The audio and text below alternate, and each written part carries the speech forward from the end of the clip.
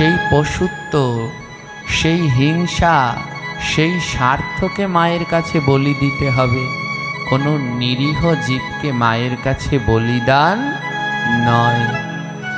ভাগবতের এই শ্লোক বললেন, গোবিন্দকে তুমি অনায়াসে নিত্য কীর্তন আনন্দের মধ্যে লাভ করতে পারবে, কিন্তু তার আগে তোমাকে নিজের স্বার্থকে বলি দিতে হবে। যতক্ষণ পর্যন্ত নিজের স্বার্থকে তুমি বলি দিতে না পারছো, ততক্ষণ পর্যন্ত তোমার গোবিন্দ পাওয়া হবে না। আর এ জগতে যেই যেই ভক্ত নিজের স্বার্থকে বলি দিতে পেরেছে, তারা আজ জগতে অমর হয়ে আছেন। নিজের স্বার্থকে যারা বলি দিতে পেরেছেন, তারা জগতে আজও অমর। যারা জগৎ জীবের কল্যাণের জন্যে ভেবেছে, কোনোদিন নিজের কল্যাণের জন্যে ভাবেনি, যারা পরের উপকারের জন্যে সারা জীবন ভেবেছে, তারা আজ জগতে অমর হয়ে রয়েছেন। আমা আর কিছুদিন পরেই আসছে রথযাত্রা। জগন্নাথ রথে করে বেড়াতে যায়। কোথায় যায়? আসলেই কি জগন্নাথ মাসি বাড়ি যায়? হ্যাঁ, একটি শ্লোকের মধ্যে বলা আছে, দোলে চদল গোবিন্দ চাপে চ মধুসূদন রথ পার বামনাম দিষ্টা পুনর্জন্ম না বিদ্যতে।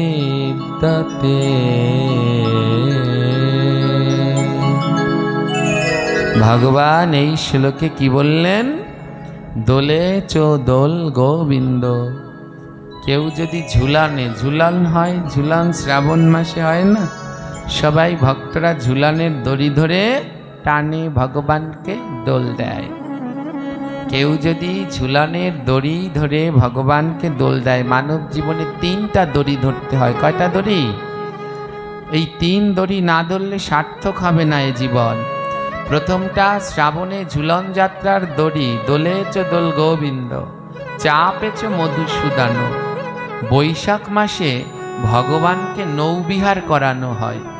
নৌকার মধ্যে বসিয়ে খুব সুন্দর শৃঙ্গার করে তারপরে ভ্রমণ করানো হয়।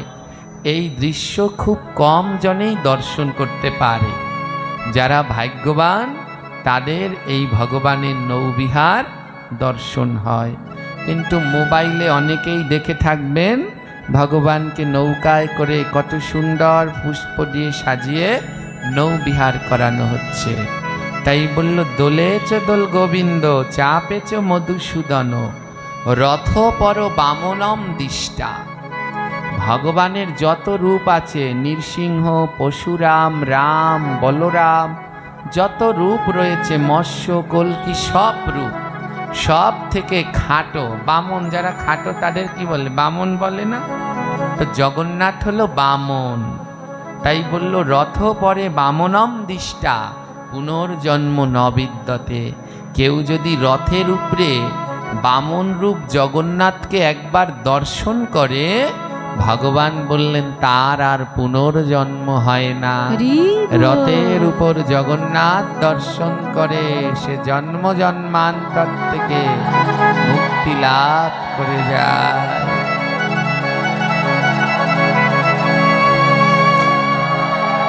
তাই রথপর বামনম দিষ্টা, রথের উপরে বামন রূপ জগন্নাথকে দর্শন করলে তার আর পুনর্জন্ম হয় না।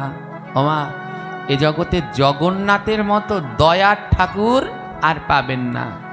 হ্যাঁ, গৃহের মধ্যে প্রত্যেকে ঠাকুর ঘরের ভিতরে, মনে আছে আমি বারবার বলি, কয়টি ছবি রাখতে হয় জানি শুদ্ধভাবে পুজো করলে?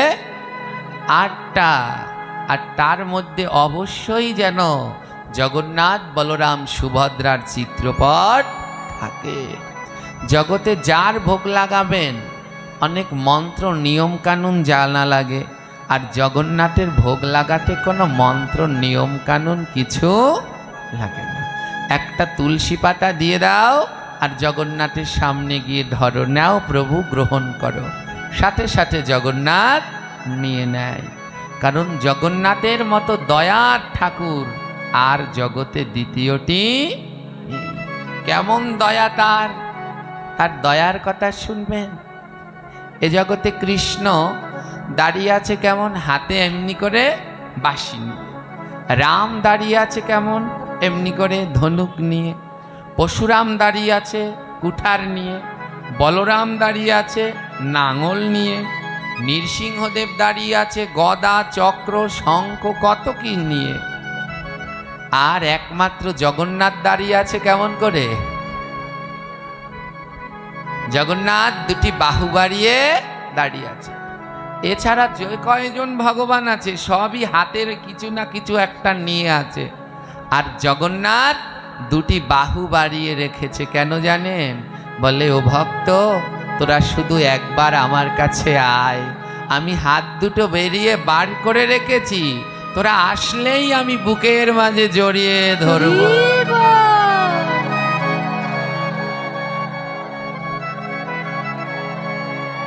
আমি হাত দুটো বের করে রেখেছি, শুধু একবার আমার মন্দিরে আয়, আসলেই আমি তোদেরকে বুকের মাঝে জড়িয়ে ধরব। জগন্নাথের মতো এমন দয়ার ঠাকুর আর হয় না। ওই যে বলল, রথপর বামনম দিষ্টা পুনর্জন্ম নবিদ্যতে। যার রথের উপরে একবার জগন্নাথ দর্শন হয় তার আর পুনর্জন্ম হয় না। বাবা, আপনাদের এখানে রথ হয় হয়তো? যখন রাস্তা দিয়ে রথ যায়, শুধু কি সনাতন ধর্মের মানুষই দেখে? জোরে বলুন। অন্য ধর্মের মানুষ আরো আগ্রহ করে দেখে। কেউ ছাদের উপরে ওঠে, কেউ দোকানের চালের উপরে ওঠে, উকি দিয়ে দেখে যে রথের মধ্যে কি আছে। কিন্তু ওনরা নিজেরাও জানে না যে ওনরা কত বড় পুণ্য করছে। ওমা, এই সনাতন ধর্মে যারা জন্মগ্রহণ করেছে শুধু তারাই কি ভগবানের সন্তান? অন্য ধর্মে যারা জন্মেছে পশু পাখি, তারা গোবিন্দের সন্তান নয়? এ জগতে সবাই আমার গোবিন্দের সন্তান, কেউ তার থেকে বাদ নেই। হ্যাঁ, তাই জগন্নাথ আমার কেমন দয়ালু। বলে, যারা ভক্ত তারা তো এমনিতেই মন্দিরে এসে আমায় প্রতিদিন দর্শন করে উদ্ধার হয়, আর যারা মন্দিরে আসে না তাতে কি, তারাও তো আমার সন্তান, তাদের দর্শন দিতে আমি নিজে যাব। তাই জগন্নাথ রথের উপরে উঠে নিজে বের হয় ভক্তদের দর্শন দিতে। আর যে না একবার রথের উপরে জগন্নাথকে দর্শন করে নেয় তার আর পুনর্জন্ম হয় না। যার একবার জগন্নাথের চোখের সাথে চোখটা লেগে যায় তার ওই ভুবন মোহন চোখ, জগন্নাথের চোখ সব পৃথিবীর মতো গোল। একবার যে ওই জগন্নাথের নয়নের দিকে তাকাতে পেরেছে বলে তার কৃপা হয়ে গেছে, সে জন্ম জন্মান্তরের পাপ থেকে মুক্তি লাভ করে গৌর চরণে জগন্নাথ চরণের দাস হতে পারবে।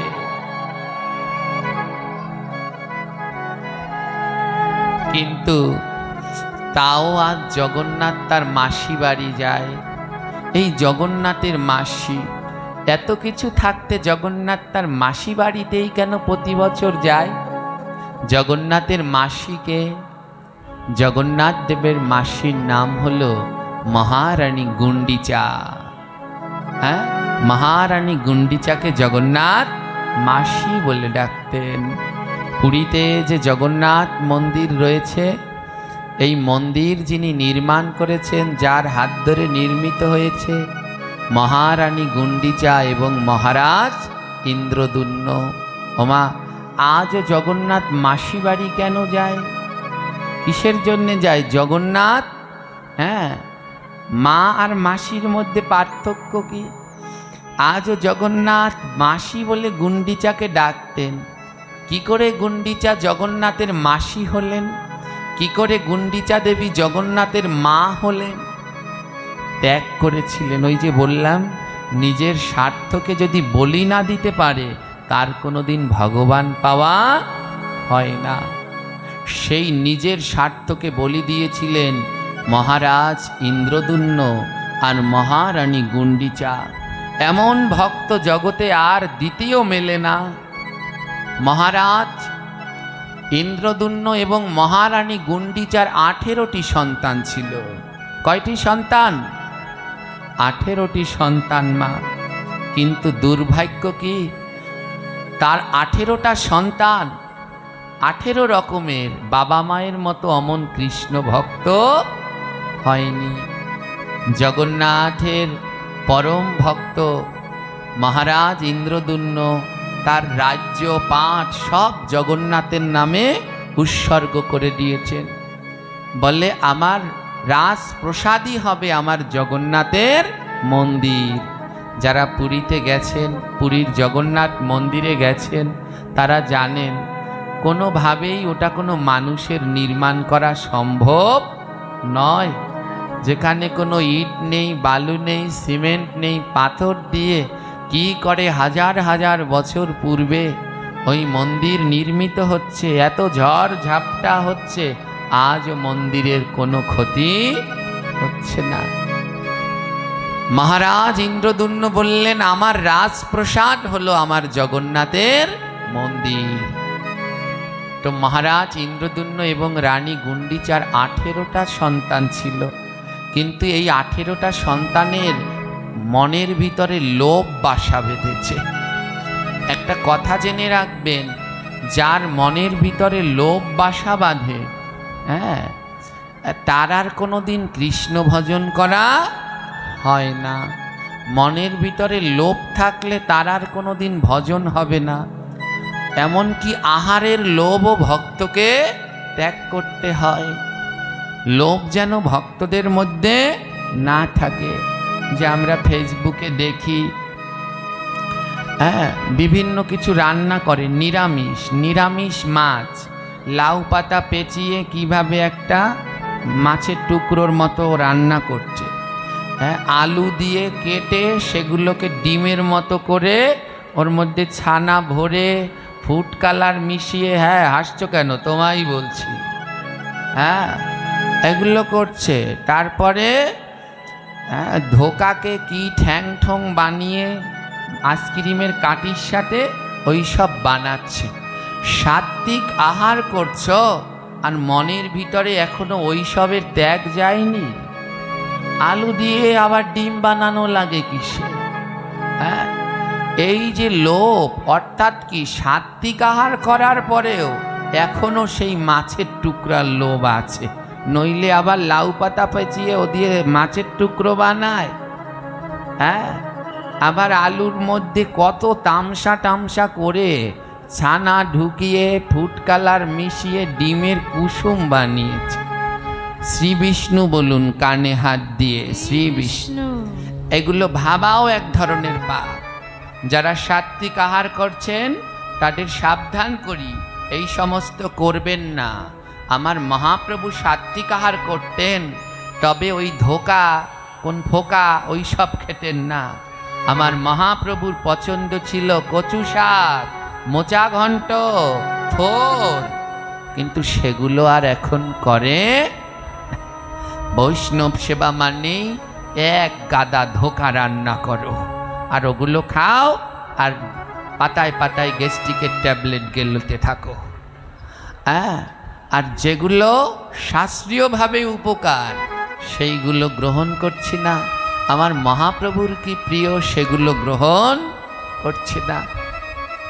তো ধ্যান দিন, ত্যাগ থাকতে হবে।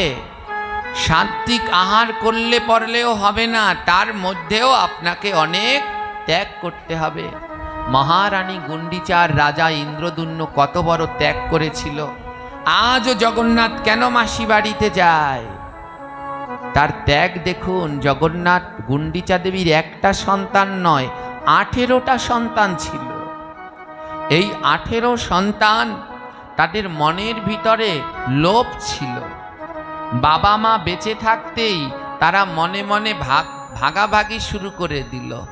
আমি এখান থেকে নেব, আমি এখান থেকে নেব, আমি এখান থেকে নেব।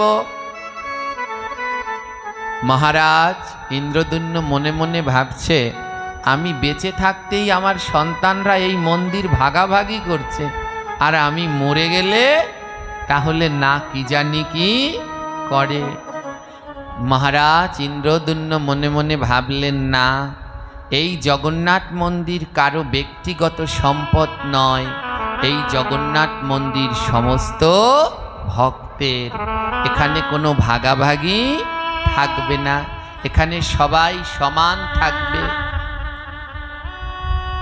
মহারাজ ইন্দ্রদুম্ন জগন্নাথের কাছে বলছে, হে প্রভু, আমায় পথ দেখাও, হে গোবিন্দ আমায় পথ দেখাও। কি করলে আমি এ থেকে মুক্তি লাভ করতে পারবো? আমার সন্তানদের মনের ভিতরে যে লোভ প্রবেশ করেছে। জগন্নাথ পরীক্ষা নিলেন মহারাজ ইন্দ্রদুম্নকে, একটু পরীক্ষা করে দেখি মহারাজ ইন্দ্রদুম্ন কেমন কৃষ্ণ ভক্ত। রাত্রবেলায় রানী গুন্ডিচার রাজা ইন্দ্রদুম্নকে স্বপ্নে দেখালেন, পারবে তোমাদের 18 ছেলেকে বলি দিতে? যদি 18 ছেলেকে বলি দিতে পারো তাহলে আর কোনো সমস্যা থাকবে না। পরের দিন সকালে রাজা রানী দুজনে জগন্নাথের চরণে গিয়ে বলছে, হে প্রভু, তোমার জন্যে, তোমার চরণ পাওয়ার জন্যে 18 সন্তান বলি দেয়া কেন? তুমি যদি বলো এই মুহূর্তে আমরা নিজেরাও তোমার চরণে বলিদান হয়ে যাব। কথা দাও, যদি আমি আমার 18 সন্তানকে বলি দিয়ে দেই, তুমি কোনোদিন এই জগন্নাথ মন্দির ছেড়ে যাবে না তো? ওই 18 সন্তানের মাথার মধ্যে কুভাবনা ছিল। জানেন, ভক্তবৎসল ভগবান পরীক্ষা নিলেন এবং জগৎবাসীকে বললেন, দেখে যাও কেমন করে ভগবানকে ভালোবাসতে হয়, শিখে যাও কেমন করে ত্যাগ করতে হয়। কি করলেন জানেন? পরের দিনকে 18 ছেলেকে নিয়ে একটি জায়গায় গেলেন। এখন সেই জায়গাটার নাম হলো 18 নালা। এক সময় ওর নাম আম্রবাগান ছিল, ওখানে আম বাগান ছিল। সেই আম্রবাগানে দুপুরবেলায় 18 ছেলেকে নিয়ে মা আর তার পিতা প্রবেশ করলো। 18 সন্তান জিজ্ঞেস করলো বাবা মাকে, তোমরা আমাদেরকে এখানে আনলে কেন? তোমরা আমাদেরকে এখানে আনলে কেন? 18 সন্তানের উত্তরে বলল, দেখ, আজ আমরা এখানে একটু বনভোজন করব, আর বনভোজন করে এখানে এই বনের মধ্যে একটু শয়ন করব। 18 ছেলেকে মহারানী মা গুন্ডিচা নিজের হাতে রন্ধন করে খাওয়ালেন। কোনো মা যতই ভগবানকে ভালোবাসুক, কিন্তু তাও কি কোনোদিন নিজের সন্তানকে বলি দিতে পারে? 18 সন্তানকে রান্না করে মা নিজের হাতে খাওয়ালেন।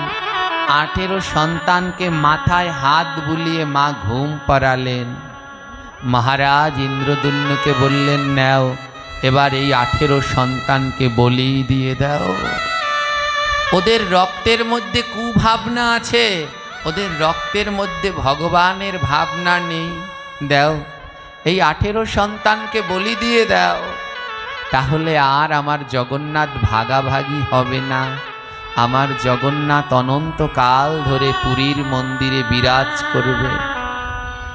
18 সন্তানকে বলি দিতে গেলেন। কোনো পিতা, কোনো মাতা কি পারে নিজের সন্তান যত খারাপ হোক বলি দিতে? যখন 18 সন্তানকে বলি দিতে গেলেন, 2 নয়ন থেকে অঝোর ধারায় জল ঝরছে।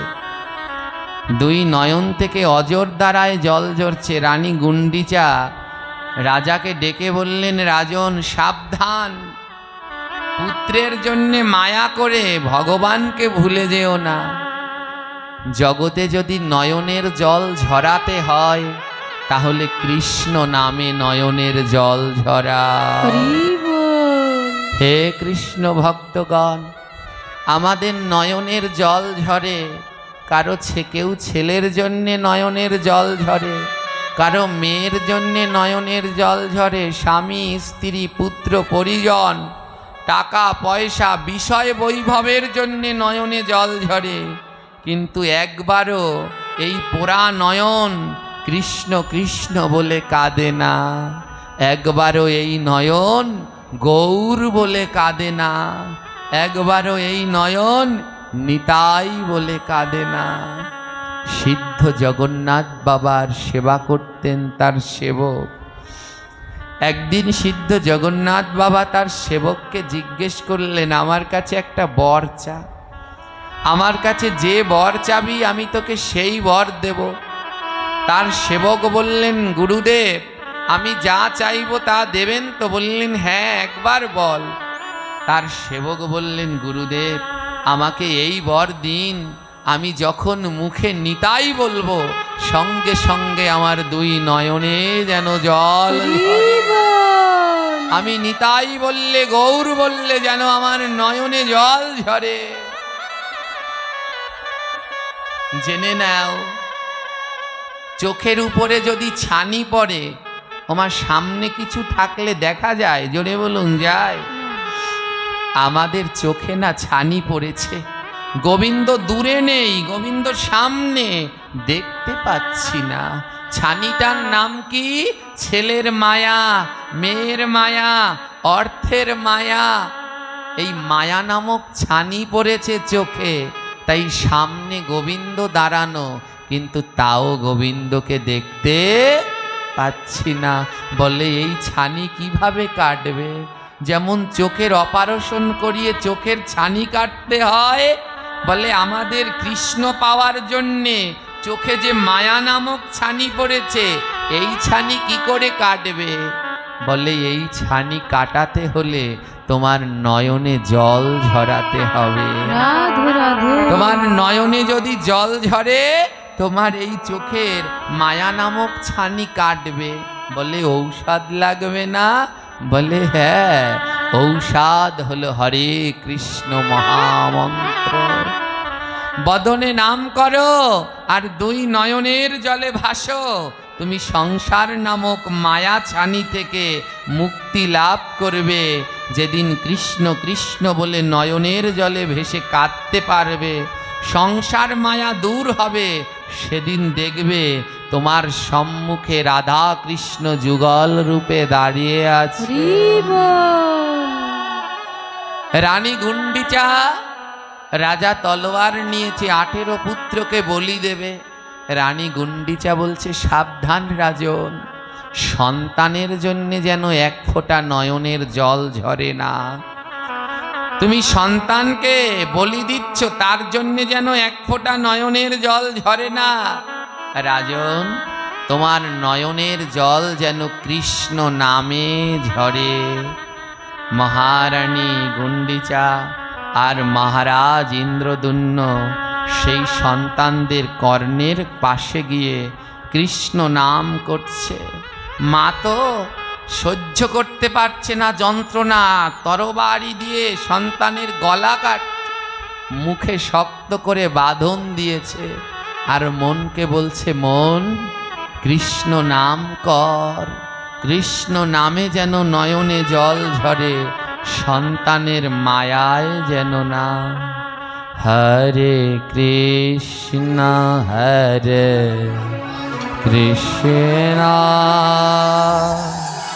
কৃষ্ণ কৃষ্ণ হরে হরে,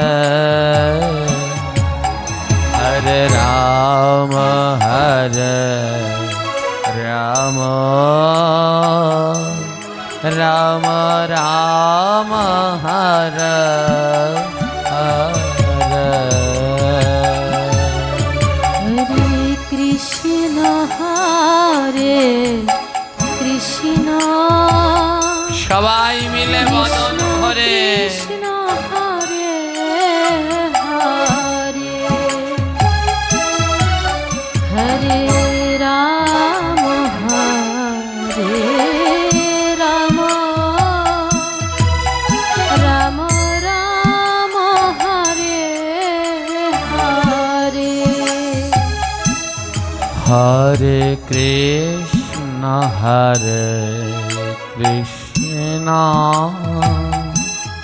কৃষ্ণ কৃষ্ণ হরে হরে হরে রাম রাম রাম হরে হরে হরে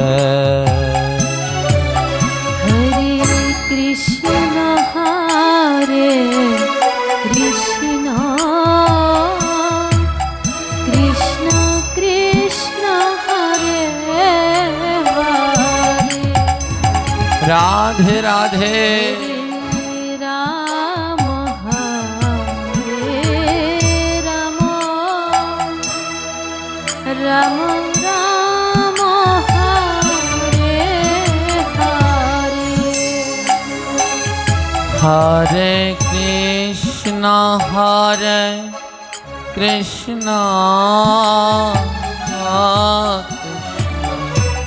কৃষ্ণ হরে হরে হরে রাম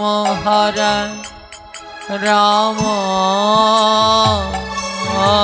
রাম রাম হরে হরে হরে কৃষ্ণ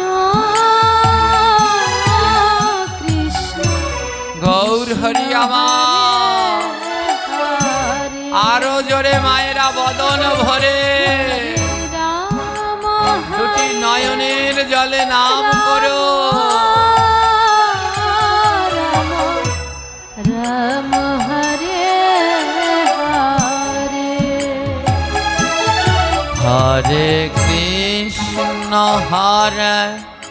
কৃষ্ণ কৃষ্ণ হরে হরে হরে রাম রাম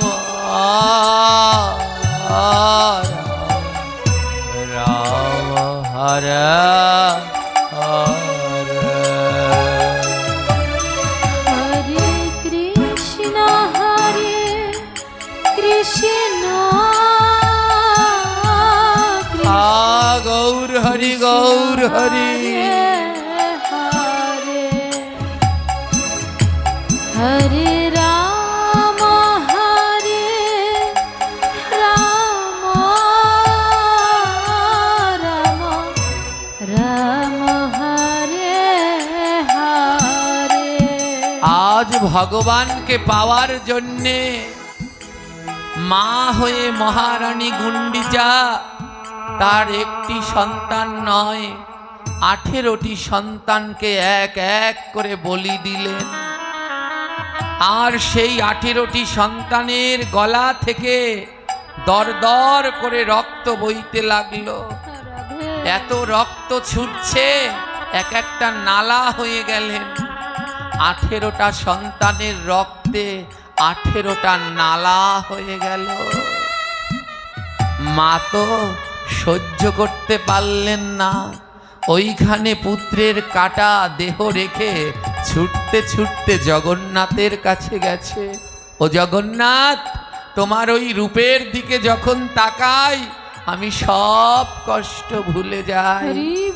18 সন্তানকে বলি দিয়ে মহারাজ ইন্দ্রদুম্ন গুন্ডিচা জগন্নাথ মন্দিরে জগন্নাথের শ্রী বদনের দিকে তাকিয়ে আছে। ও প্রভু, তোমার ওই বদনের দিকে তাকালে সমস্ত যন্ত্রণা চলে যায়।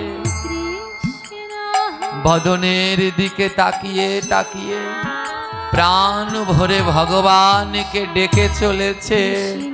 আর 2 নয়নে অঝোর ধারায় অশ্রু বিগলিত হচ্ছে।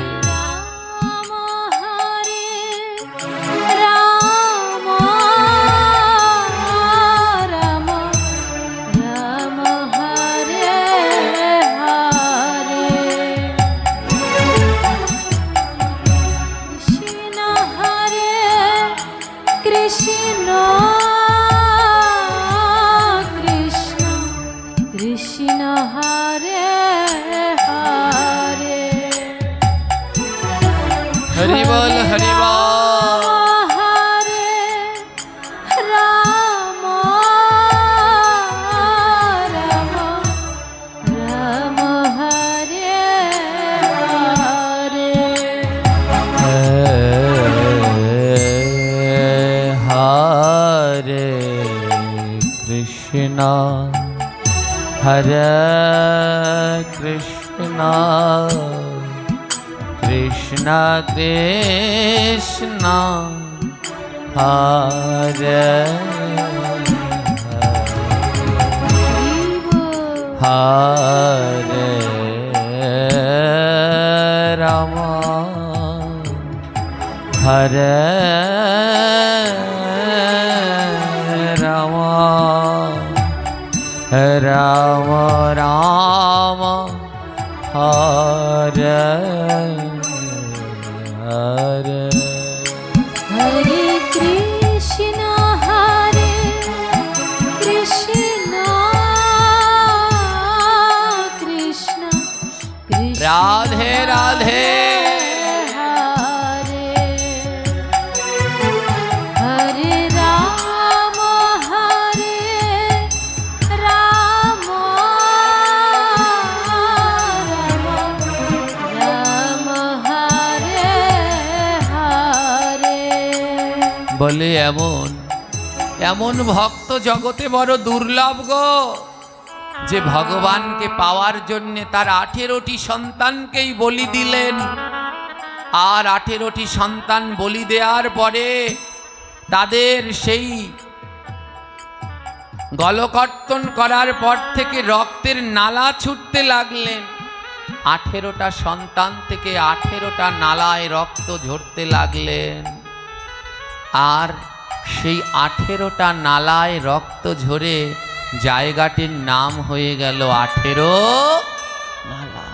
আজও পুরীতে ঢোকার পথে যে জায়গাটি প্রথম পড়বে সেই জায়গাটির নামই হলো 18 নালা। সেই 18 নালা 18টি সন্তানের রক্তে হলো। ছুটতে ছুটতে জগন্নাথের কাছে গিয়ে স্বামী স্ত্রী দুজন মিলে কাঁদছে, জগন্নাথ তুমি কিন্তু আর আমাদের ছেড়ে যেও না। আমি 18 সন্তানকেই বলি দিয়ে দিয়েছি।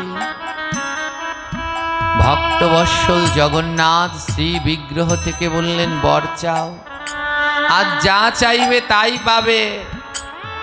রাজা রানীকে বলছে, গুন্ডিচা একটি কৃষ্ণ ভক্ত সন্তান চাও। আমাদের 18টি সন্তান হয়েছিল, কিন্তু কৃষ্ণ ভক্ত হয়নি। তুমি জগন্নাথের কাছে একটা কৃষ্ণ ভক্ত সন্তান চাও। কি করলেন জানেন? রানী গুন্ডিচা জগন্নাথকে বললেন, জগন্নাথ যদি বর দিতে হয়, এ জন্মে তো আমার সন্তান নেই, আবার যদি আমি জন্মাই প্রত্যেক জন্মে আমায় বন্ধা করে পাঠিও, কোনো জন্মেই যেন আমার সন্তান না হয়,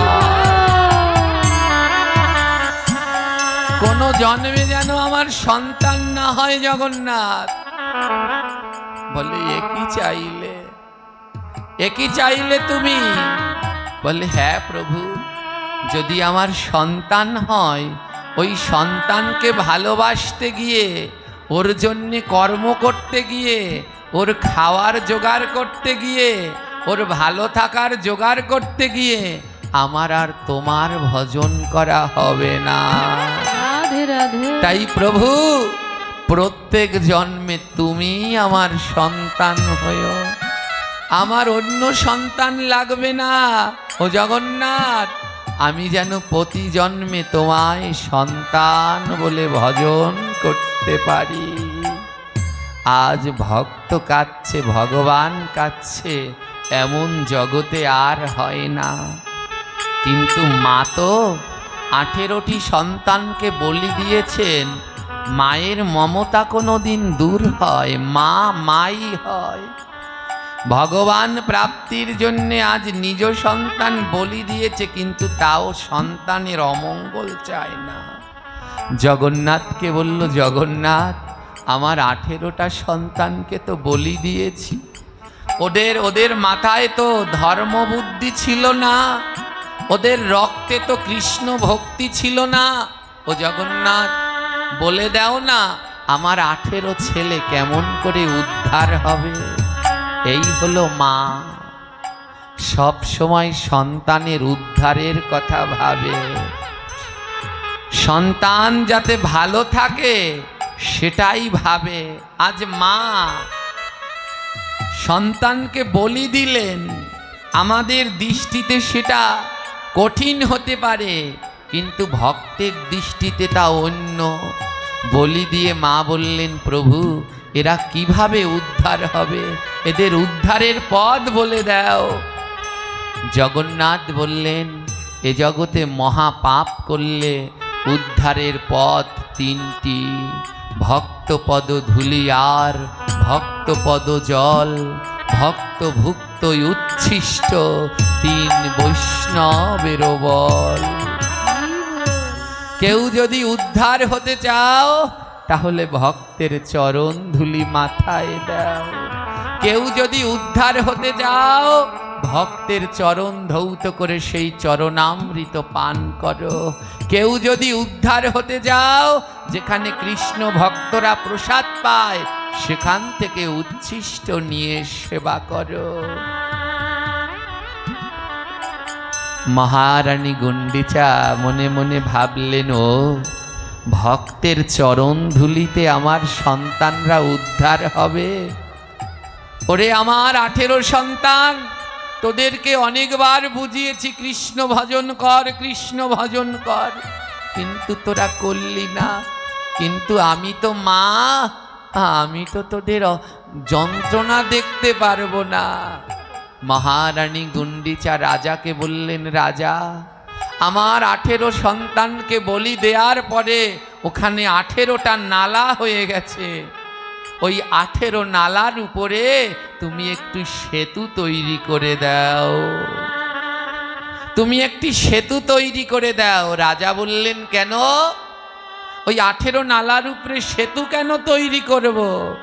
মহারানী গুন্ডিচা বললেন, এই শ্রীধাম পুরীতে আমার জগন্নাথকে দর্শন করতে প্রতিদিন হাজার হাজার ভক্ত আসে, তাই ওগো রাজা আমার পুত্রদের আমি যেইখানে বলি দিয়ে সমাধি দিয়েছি ওই 18 পুত্রের নালার ভিতরে তুমি একটা সেতু তৈরি করে দাও।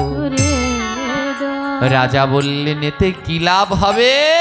বলে, ওই সেতুর উপর দিয়ে যখন আমার কৃষ্ণ ভক্তরা জগন্নাথ দর্শন করতে আসবে আর তাদের চরণ ধুলা উড়ে গিয়ে ওদের গায়ে লাগবে, তাদের চরণ ধুলা উড়ে গিয়ে ওদের গায়ে লাগবে, তাদের চরণ ধুলা উড়ে গিয়ে ওদের গায়ে লাগবে, তাদের চরণ ধুলা রাধে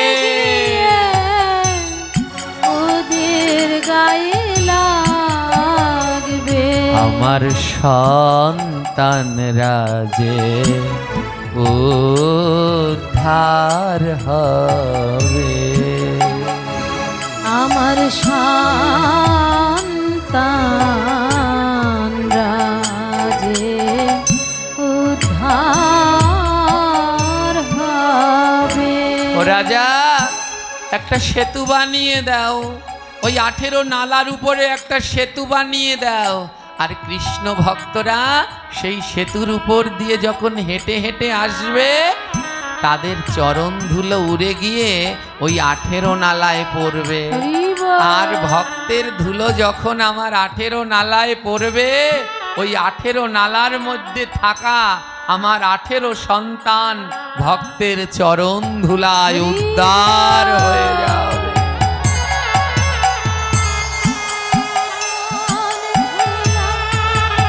উড়ে গিয়ে ওদের গায়ে লাগে। ওমা, সন্তান হারানোর যে কি যন্ত্রণা, যে হারায় সে বোঝে, অন্য বোঝে না।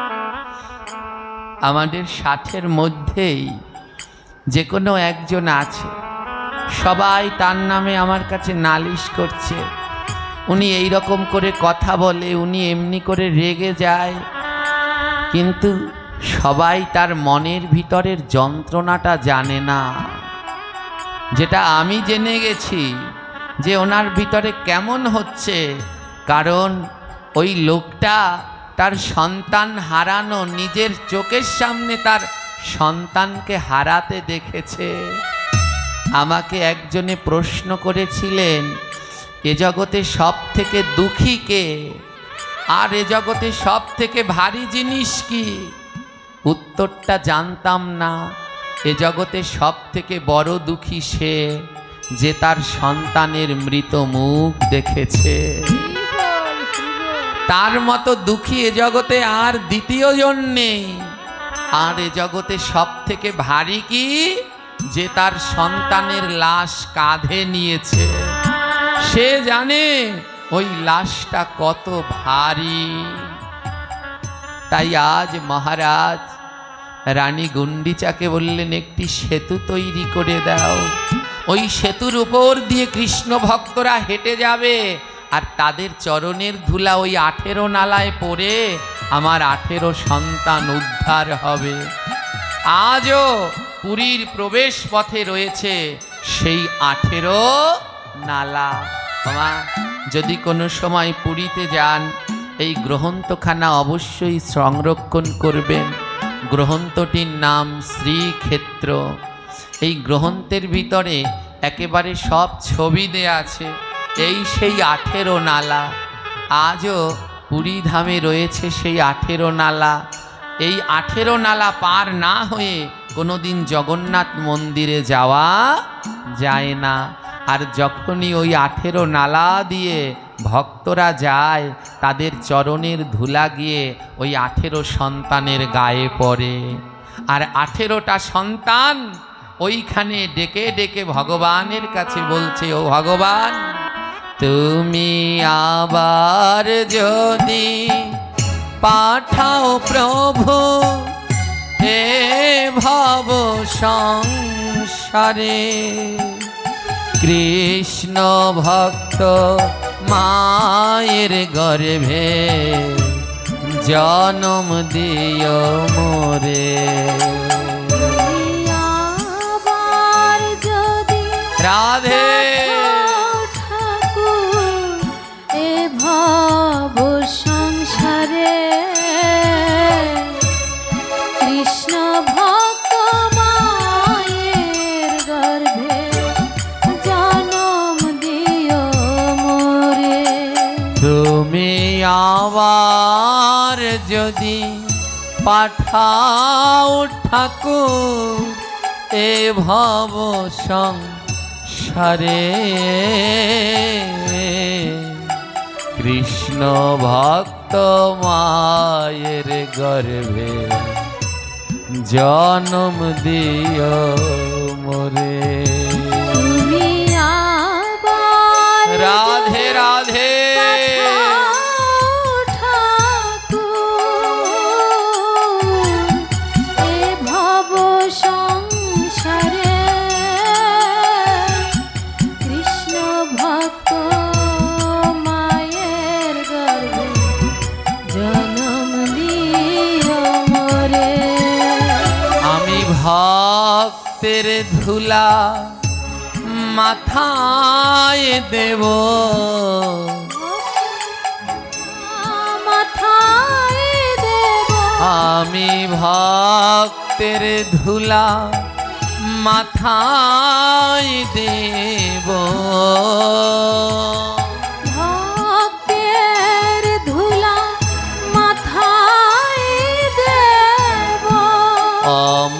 মা পেলে তুমি আবার যদি পাঠাও ঠাকুর এ ভব সংসারে কৃষ্ণ ভক্ত মায়ের গর্ভে জন্ম দিও রে। তুমি আবার যদি পাঠাও ঠাকুর এ ভব সংসারে কৃষ্ণ ভক্ত মায়ের গর্ভে জন্ম দিও মোরে। ও প্রভু, আবার যদি এই ধরাধামে আসি আর কিছু চাই না, একজন কৃষ্ণ ভক্ত মা যেন পাই।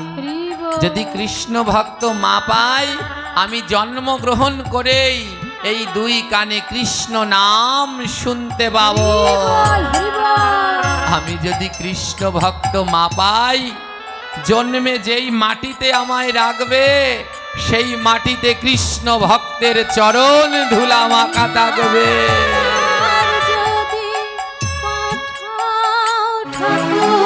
তাই আমাকে একটা কৃষ্ণ ভক্ত মা দিও। আজও সেই 18 নালা রয়েছে। জগন্নাথ বললেন, হে গুন্ডিচা দেবী, তোমার এই ত্যাগ জগতে কোনো দিন মলিন হবে না। আজ থেকে এই জগতে তুমি আমার মাসি হবে। আমি এই পুরীর মন্দির থেকে কোথাও যাব না, কিন্তু মাসির বাড়িতে আমি 9 দিনের জন্য প্রতি বছর বেড়াতে যাব।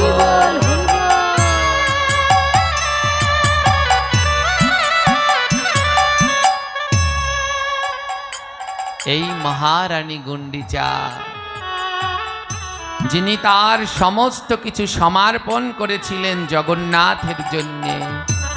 হে কৃষ্ণ ভক্তগণ, তাই আজও 1000 বছর পরেও জগন্নাথ রথে করে তার মাসি বাড়ি যায়। মহারানী গুন্ডিচার ছিল 1000 বিঘা জমি। মহারানী গুন্ডিচা মনে মনে ভাবলেন, আমার এত বাবার বাড়ির এত জমি, এ দিয়ে আমি কি করব?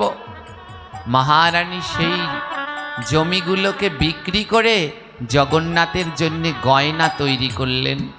বলে, এ দিয়ে আমি জগন্নাথের জন্য করে রেখে যাব। একটা কথা জানুন মা, আপনি অনেক জায়গা করেছেন, আপনি অনেক গয়নাগাটি করেছেন, যদি মরে যান, মরার পরেও শান্তি পাবেন না। ওই জায়গা নিয়ে, ওই সোনা গয়না নিয়ে ছেলে মেয়েদের মধ্যে যুদ্ধ লাগবে, আর মরা বাপ মাকেও তারা তখন গালি দিতে ছাড়বে না। তাই এ জগতে যদি কারো জন্য কিছু করে যেতে চান, তাহলে গোবিন্দের জন্য করে যান, ভগবানের জন্য করে যান, যা অমর অক্ষয় হয়ে থাকবে। বলেছিলাম একবার পাঠে, আপনারা নিত্য ভোগ মন্দিরে চালু করুন, চলছে। যারা এই গোবিন্দের ভোগ চালিয়ে রেখেছেন, এটা অমর অক্ষয় হয়ে রয়ে যাবে আপনার কর্মফল। কিন্তু ওই ব্যাংকের টাকা, জায়গা জমি মৃত্যুর পরে ও আপনার আরো কাল হয়ে দাঁড়াবে। তাই জীবিত থাকতে থাকতে নিজের হাতে গোবিন্দের সেবার জন্যে, গোবিন্দের মন্দিরের উন্নয়নের জন্যে করে যান, যত পারেন করে যান। মহারানী গুন্ডিচা তার 1000 বিঘা জমি বিক্রি করে তা দিয়ে জগন্নাথের জন্যে গয়না তৈরি করলেন। ওমা, ওই পুরীতে আরেকজন মহারানী গুন্ডিচার মতো ধাম, তো ধামের ভিতরে যারা জন্মগ্রহণ করে সবাই ভক্ত হয়। হ্যাঁ, পুরীতে কোনো একাদশী হয় না, জানেন? পুরীতে কোনো একাদশী করতে হয় না। কিন্তু আমি যদি পুরী যাই, এবার একাদশী বললো, আমার কি করা লাগবে না? লাগবে না, কারণ আমি পুরীতে জন্মগ্রহণ করিনি, আমি ধামবাসী না। যে ধামবাসী, যে ধামে জন্মগ্রহণ করেছে, তার পুরীতে একাদশী লাগ। সে স্বয়ং ভগবানের পার্শ্ব। ওই পুরীতে যত কাঙাল ভক্ত ছিল, তার মধ্যে আরেক ভক্ত ছিল, সেই ভক্তের নাম ছিল পরমেষ্টি। ভক্ত পরমেষ্টি বড় ভক্ত ছিল, বৈষ্ণব সেবায় বড় মন। পরমেষ্টি কি করতেন জানেন? পরমেষ্টির সংসার, দুইটি ছেলে। পরমেষ্টির দুইটি ছেলে, অনন্ত বল্লভ নামে তার দুই পুত্র, এবং তার সহধর্মিণী জগদ্ধাত্রী। এই চারজনের সংসার। একটা ছোট মিষ্টির দোকান, প্রতিদিন মিষ্টি বানায়, কিন্তু মুখে গোবিন্দের নাম বন্ধ হয় না। আমরা একটা কথা বলি, হাতে করো গৃহকর্ম, মুখে বলো হরি, অনায়াসে হয়ে যাবে বৈতরণী পারি। হরি বল। এটা মুখে বলি কিন্তু পালন আর করি না। কিন্তু পরমেষ্টি ছিল পরম কৃষ্ণ ভক্ত, প্রতিদিন মিষ্টি তৈরি করত, তবে সংসার চালানোর জন্যে নয়, তার মনের ভিতরে বাসনা একদিন জগন্নাথ তার মিষ্টি খাওয়ার জন্যে আসবে। তাই প্রতিদিন পরমেষ্টি মিষ্টি তৈরি করে ওই জগন্নাথের জন্য একটা বাটিতে করে প্রথমে উঠিয়ে রাখতেন, আর বিশ্বাস করতেন যে আজ হোক কাল হোক জগন্নাথ আসবে আর আমার হাতের এই মিষ্টি খাবে। ওমা, আপনাদের একটা কথা বারবার বলি, ভগবানকে পেতে গেলে কয়টা জিনিস লাগে? তিনটি জিনিস। প্রথমটা কি লাগে? প্রথমটা বিশ্বাস, যে ভগবান শুধু কাঠের নয়, ভগবানকে দিলে ভগবান খায়। পরমেষ্টির বিশ্বাস ছিল একদিন না একদিন জগন্নাথ তার কাছে আসবে। সে প্রতিদিন মিষ্টি বানিয়ে জগন্নাথের নামে আগে উঠিয়ে রেখে দেয়, একদিন ঠিক আসবে। বিশ্বাস ছিল। ভগবানকে পেতে দ্বিতীয় যেটা লাগে তার নাম ভক্তি। ওই বিশ্বাসের সাথে ভক্তি মিশিয়ে রাখতে হবে, ভক্তিতে যেন টান না পড়ে। হ্যাঁ, আমরা ভগবানকে ভোগ দেই, পুজো করি, নাম অর্চনা করি, আর যদি মন্দিরের কিছু একটা চুরি হয়ে যায় তাহলে ভগবানকে দোষ দেব, তুমি কেমন ঠাকুর, তোমার সামনে দিয়ে নিয়ে চলে গেল। অর্থাৎ ভক্তির মধ্যে কমতি আছে। তাই ভক্তি রাখতে হবে, ঈশ্বর যা করেন মঙ্গলের জন্যেই করেন, হরি বল। এই বিশ্বাস তার উপরে রাখতে হবে। আর গোবিন্দকে পাওয়ার জন্য তৃতীয় কি লাগে? ধৈর্য। প্রথমে বিশ্বাস, দ্বিতীয়তে ভক্তি, তৃতীয়তে পরমেষ্টি ধৈর্য ধরে প্রতিদিন মিষ্টি বানিয়ে ওই মিষ্টির প্রথম অংশটা জগন্নাথের জন্যে রেখে দেয়। ঠিক আমার জগন্নাথ আসবে, আর এসে একদিন জগন্নাথ আমার মিষ্টি খাবে। কিন্তু জানেন, দীর্ঘ বছর কেটে গেছে, দীর্ঘ দিন কেটে গেছে, জগন্নাথ আর আসে না। পরমেষ্টি মনে মনে ভাবছেন যে আমি তো ভাগবতে শুনি ভক্ত সেবা করালে ভগবানের সেবা হয়, তাই দোকানের সামনে একটা সাইনবোর্ড লিখে দিয়েছেন, আমার এই দোকানে যত কৃষ্ণ ভক্ত আসবে সকলের জন্য মিষ্টি ফ্রি, কোনো কারো টাকা দেয়া লাগবে না, সব কৃষ্ণ ভক্তরা এসে আপনারা মিষ্টি খেয়ে যাবেন। ওমা, যারা কৃষ্ণ ভক্ত তারা খুব সরল হয়, সরল মন তো দোকানের সামনে লিখে দিয়েছেন। এবার যারা ভক্ত তারাও মিষ্টি খাচ্ছে, আর যারা ভক্ত না তারাও মিষ্টি খাচ্ছে। সবাই বলছে চল চল, একটা তুলসীর মালা গলায় দিয়ে তিলক দিয়ে ওর দোকানে যাই আর পেট ভরে মিষ্টি খেয়ে আসি। সবাই মিলে পরমিষ্টিকে ঠকিয়ে ঠকিয়ে ওর দোকানে সব মিষ্টি খেয়ে ফেলছে। কিন্তু পরমেষ্টি জানে যে এরা ভক্ত না, পরমেষ্টি জানে এরা ভক্ত না। গলায় তুলসীর মালা দিয়ে তিলক দিয়ে তারপরে বৈষ্ণব সেজে আমার দোকানে মিষ্টি খাচ্ছে। তার স্ত্রী বলছে, স্বামী তোমার কি কোনোদিন বুদ্ধি হবে না? তোমার দোকানে যারা মিষ্টি খাচ্ছে ওরা ভক্ত না, ওরাও এমনি সেজেছে, তিলক পরে মালা পরে সেজে তোমার দোকানে মিষ্টি খাচ্ছে। পরমেষ্টি বলে তাও ভালো, ওরা গলায় মালা তো পরেছে, ললাটে তিলক তো দিয়েছে, ওদের কৃপা একদিন না একদিন প্রভু করবেই করবে।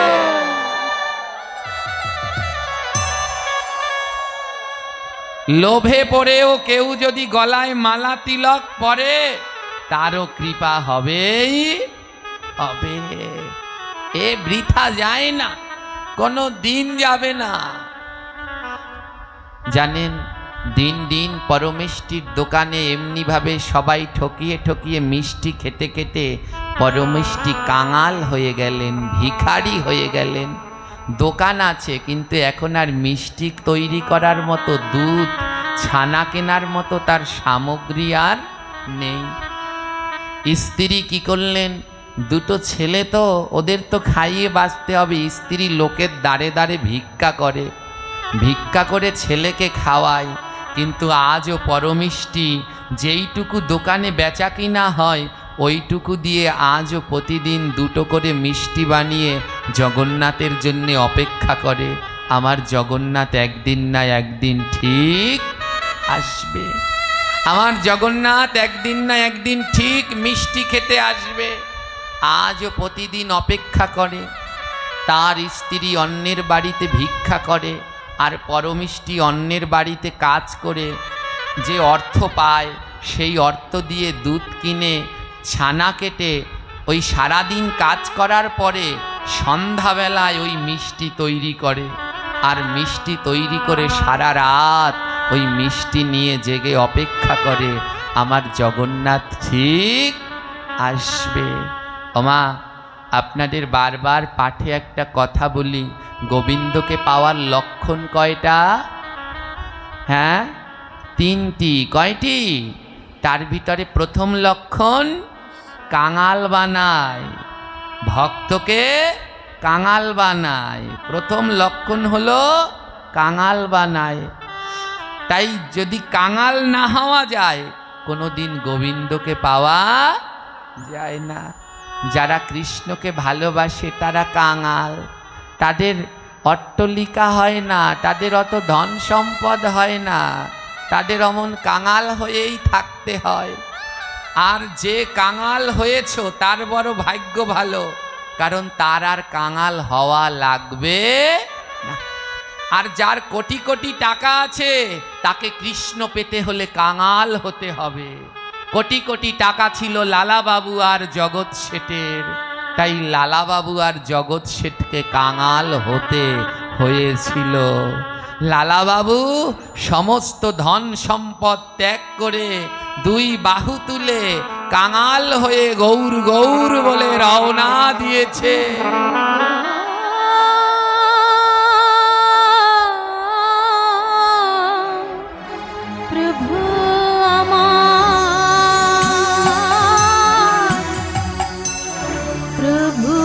জয় নিতাই।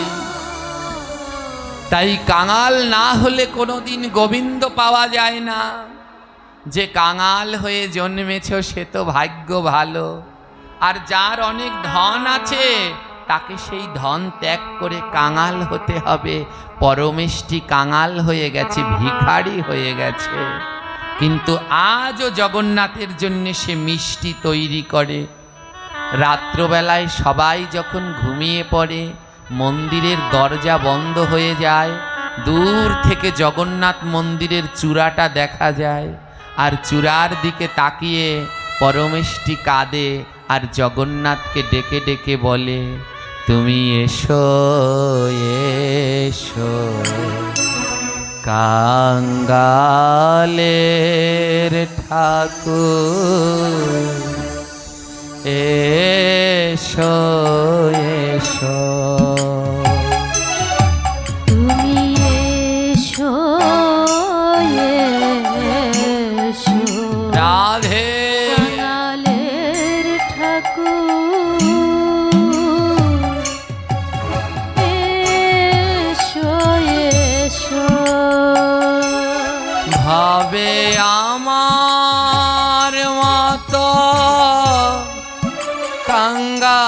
কাঙ্গাল নাই রে, আমার মতো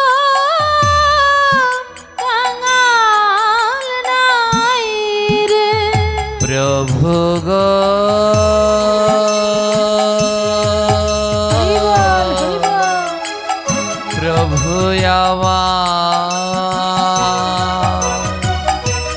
প্রভু তুমি কাঙাল নাকি ভালোবাসো, কাঙাল নাকি ভালোবাসো, তুমি কাঙাল নাকি ভালোবাসো, কাঙাল নাকি ভালোবাসো। তবে কৃপা করে একবার এসো। তবে কৃপা করে একবার আসো। প্রতিদিন জগন্নাথকে ডেকে বলে, জগন্নাথ আমি বড় কাঙাল, তুমি কাঙাল নাকি ভালোবাসো? যদি কাঙালকে তুমি ভালোবাসো তাহলে একবার এই কাঙালের কাছে তুমি এসো। আজও এই কাঙাল তোমার জন্য মিষ্টি তৈরি করে অপেক্ষা করে, তুমি একদিন না একদিন এসে আমার হাতে মিষ্টি খাবে, আমি শেষ দিন পর্যন্ত অপেক্ষা করব। আর পরমেষ্টি দিনের বেলায় যখন অন্যের বাড়িতে কাজ করতে যায়, যখন কোনো কৃষ্ণ ভক্তকে দেখতে পায়, সেই কৃষ্ণ ভক্তকে বুকের মাঝে জড়িয়ে ধরে আর তাদেরকে জড়িয়ে ধরে বলে, ওগো ভক্ত, ভাগবতে শুনেছি যতক্ষণ ভক্তের কৃপা না হয় ততক্ষণ ভগবান পাওয়া যায় না। আজ এতদিন ধরে আমি ভগবানের জন্য অপেক্ষা করছি, আমার মন বলছে আমার ভক্তের কৃপা হয়নি, তাই বোধি আমি আজও ভগবান পাইনি। তাই ভক্তকে পেলে পরেই বুকের মাঝে জড়িয়ে ধরে কি বলে জানেন? বলে, আয় রে ভক্ত সঙ্গ করি, আয় রে ভক্ত সঙ্গ করি। আমার নয়ন আছে নাই রে বাড়ি, আমার নয়ন আছে গোবিন্দ আমার, বাড়ি। আমার নয়ন আছে ঝরে না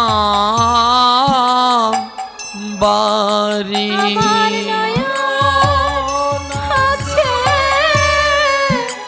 ঝরনা বাড়ি। ওরে আয় রে ভক্ত সঙ্গ করি, আয় রে ভক্ত সঙ্গ করি। ওরে ডাকা শিলে যেতে হবে, কেন বোঝো না?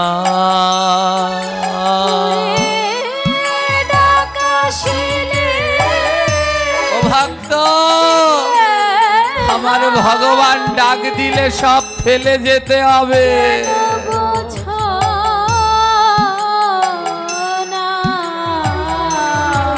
ওরে ডাকা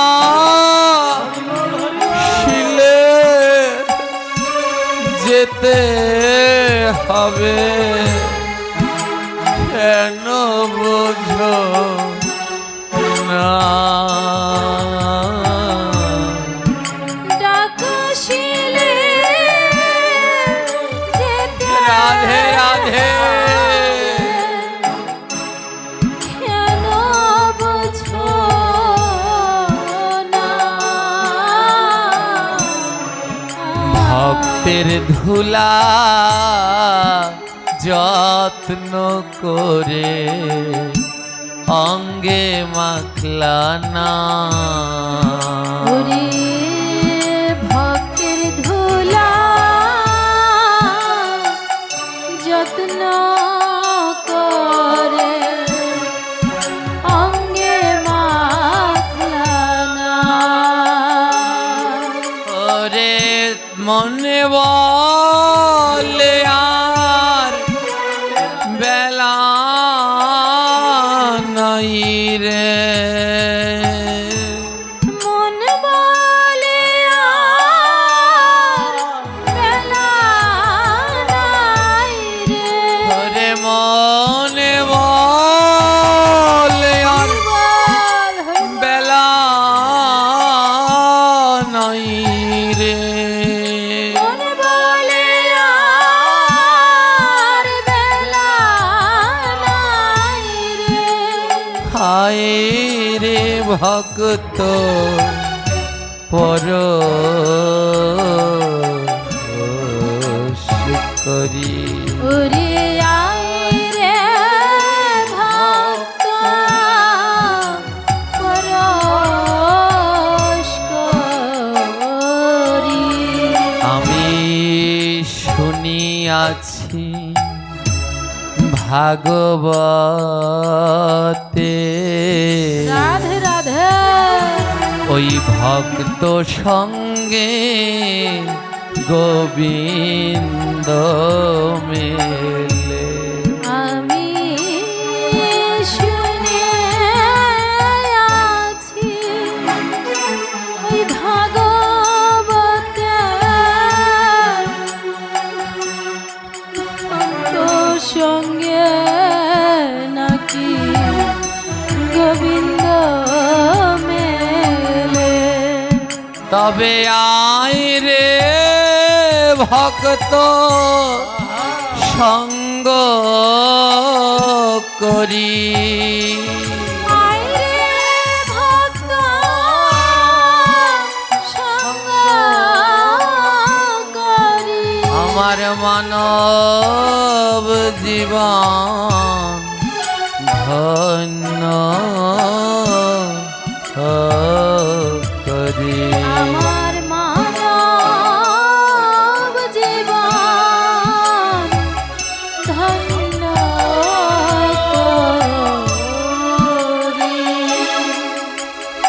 প্রতিদিন ভক্ত পরমিষ্টি এমনি ভাবে ভক্তের সঙ্গ করে, আর রাত্রবেলায় সেই সারাদিন কষ্ট করে রোজগার করে যেটুকু রোজগার করে তা দিয়ে সেই অর্থ দিয়ে দুধ ক্রয় করে রাত্রবেলায় প্রতিদিন মিষ্টি বানায়, আর মিষ্টি বানিয়ে রাত্রবেলায় অপেক্ষা করে জগন্নাথের জন্য আসবে, কিন্তু জগন্নাথ আসে না। আর সকালবেলায় ওই ভক্ত সেজে সবাই এসে সেই মিষ্টি খেয়ে চলে যায়। এমনিভাবে পরমিষ্টির দিন কাটতে লাগলো। আর অন্যদিকে মহারানী গুন্ডিচা তার 1000 বিঘা জমি বিক্রি করে জগন্নাথের জন্য গয়না তৈরি করলেন। কি কি গয়না তৈরি করেছে মা?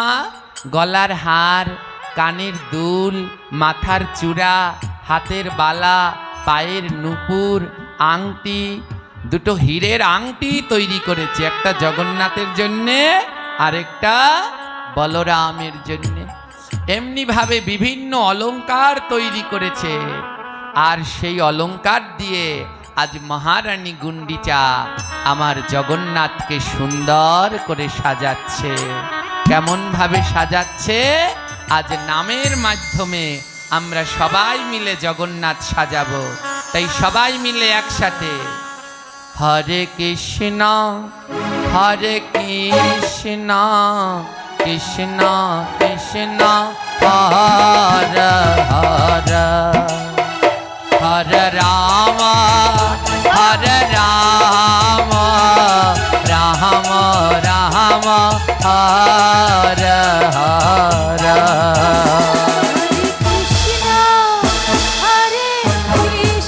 সবাই মিলে তালে তালে করো তালি।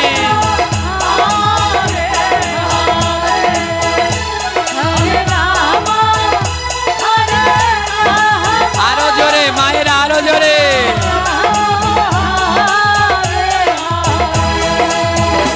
আজকে এত উচ্চ স্বরে নাম করবেন যেন এই আঙিনা থর থর করে কাঁপে। সবাই মিলে ভুবন মঙ্গল হরিনাম উচ্চ স্বরে। হরে কৃষ্ণ কৃষ্ণ কৃষ্ণ হরে হরে হরে রাম রাম রাম রাম হরে হরে হরে কৃষ্ণ।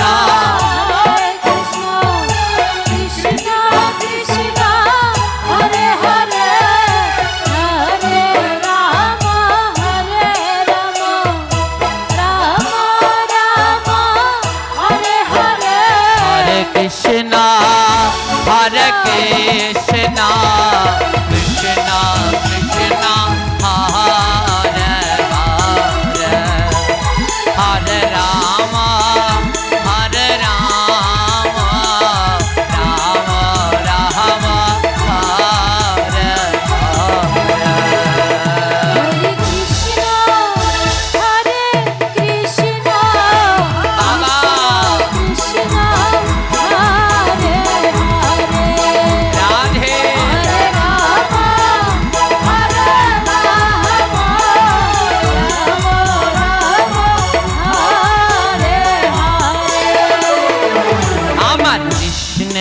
পাহায়ে সোনার নুপুর রুনু ঝুনু বাজিতাছে।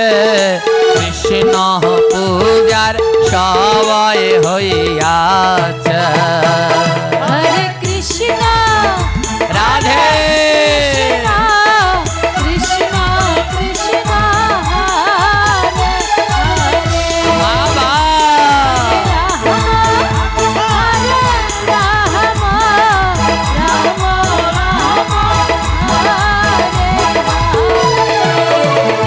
আমার কৃষ্ণের গায়ের নবধারা বাতাসে উড়িয়া যাইতাছে। কৃষ্ণ পূজার সময় হইয়াছে। হরে কৃষ্ণ কৃষ্ণ গৌর হরি গৌর হরি হরে হরে রাম হরে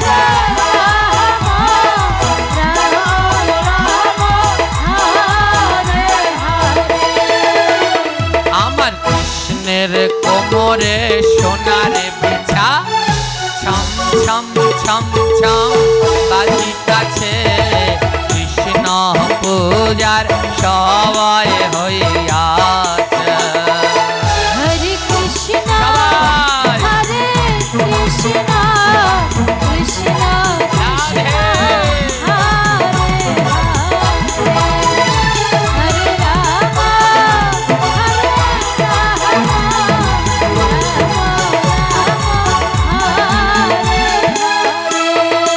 আমা এই যে এইদিকে আমার একজন বাবা আছে, না বলে পারছি না। উনি বলছে আজকে আমার বয়স 70 বছর। কে বলছে ওনার বয়স 70 বছর? হ্যাঁ, 70 বছরের বুড়ো নয়, উনি 70 বছরের যুবক। কৃষ্ণ নামে কি আনন্দ নৃত্য করছে দুই বাহু তুলে। এই বাবা আপনার ধুতি কিন্তু আজ পরে আসছে।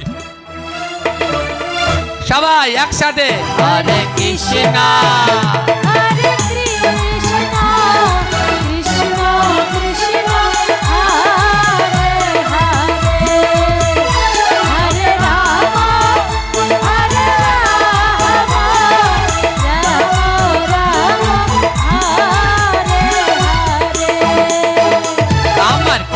কৃষ্ণের গহলের বনমালা হেলিয়া দুলিয়া দুলতাছে কৃষ্ণ পূজার সবাই হইয়াছে। হরে কৃষ্ণ রাধে রাধে কৃষ্ণ কৃষ্ণ কৃষ্ণ হরি বল হরি বল। হরে রাম হরে রাম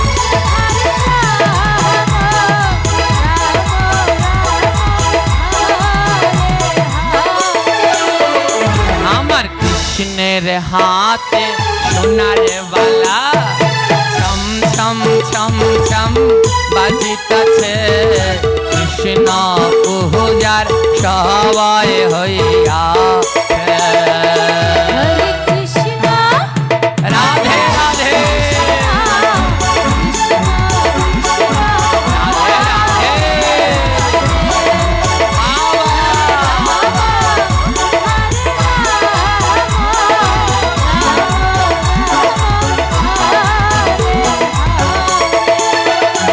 আমার কৃষ্ণের কর্ণে সোনার কুণ্ডল ঝিলিমিলি ঝিলিমিলি করে তাছা কৃষ্ণ পূজার সবাই হইয়াছে। হরে কৃষ্ণ হরে কৃষ্ণ কৃষ্ণ কৃষ্ণ হরে সবাই সবাই হরে রাম হরে রাম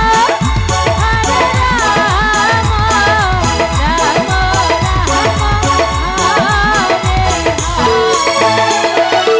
আমার কৃষ্ণের মাথায় সোনার মুকুট ঝিকিমিকি ঝিকিমিকি করে তাছে কৃষ্ণ পূজার সবাই হইয়াছে। হরে কৃষ্ণ গৌর হরি গৌর হরে হরে রাম হরে রাম রাম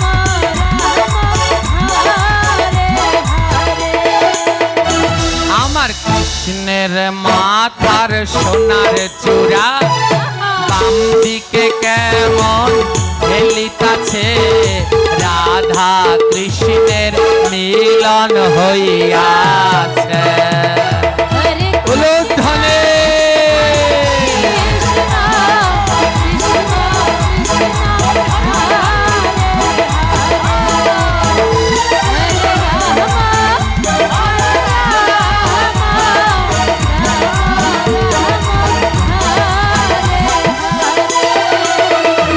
ওমা রানী গুন্ডিচা জগন্নাথের মাথায় নুপুর মাথায় চূড়া পরিয়েছে, গলায় হার পরিয়েছে, হাতে বালা পরিয়েছে, কোমরে বিছা পরিয়েছে।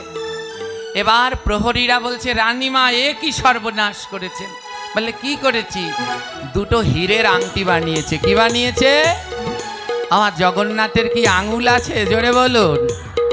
বললে এ কি সর্বনাশ, এই হীরের আংটি বানিয়েছেন, এবার কি করি? রানীমা বলছে একটা কাজ করো, হীরের আংটি দুটো জগন্নাথের চরণের কাছে রেখে দাও। একটা জগন্নাথের চরণের কাছে রাখো, একটা বলরামের চরণের কাছে রাখো। যদি জগন্নাথ বলরাম আমায় ভালোবাসে, একদিন আমার এই হীরের আংটি ঠিক করবে। সেই দিন থেকে প্রতিদিন ওই হীরের আংটি দুটো একটা জগন্নাথের চরণের সামনে থাকতো, আর একটা বলরামের চরণের সামনে থাকতো। আমা এইদিকে তো এই লীলা, আর ওইদিকে কাঁদছে কে? জোরে বলুন। পরমেষ্টি। সেই ভক্তের নাম কি? আজও রাত্রে পরমেষ্টি মিষ্টি তৈরি করে, আজও রাত্রে পরমেষ্টি মিষ্টি তৈরি করে।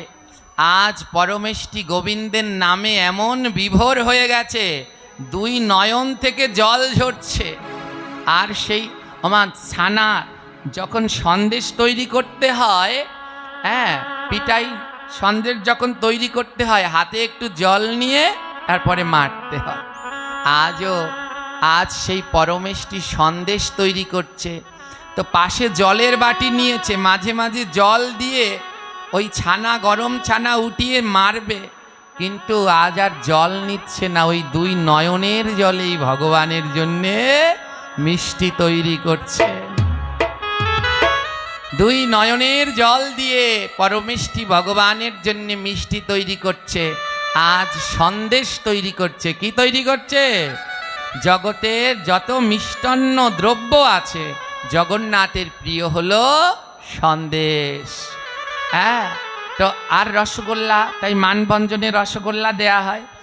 তো পরমেষ্টির সন্দেশ, এবার ওই নয়নের জল দিয়ে সেই সন্দেশ তৈরি করছে। ভুলেই গেছে যে নয়নের জল লাগলে অপবিত্র হয়ে যাবে, কিন্তু নয়নের জল দিয়ে সন্দেশ তৈরি করেছে। গভীর রাত্র, সমস্ত পুরীর মানুষ ঘুমিয়ে পড়েছে। তখন কৃষ্ণ বলরামকে ডাকছে, আয়ে রে দাদা বলরাম, রে দাদা বলরাম, আহা আয়ে রে দাদা বলরাম, রে দাদা বলরাম, চল চল যাবো ভক্তের ধাম, চল চল যাবো ভক্তির ধাম, ভক্ত করে আমার নাম, আয়ে রে দাদা বলরাম, আয়ে রে দাদা বলরাম, আহা আয়ে রে দাদা বলরাম।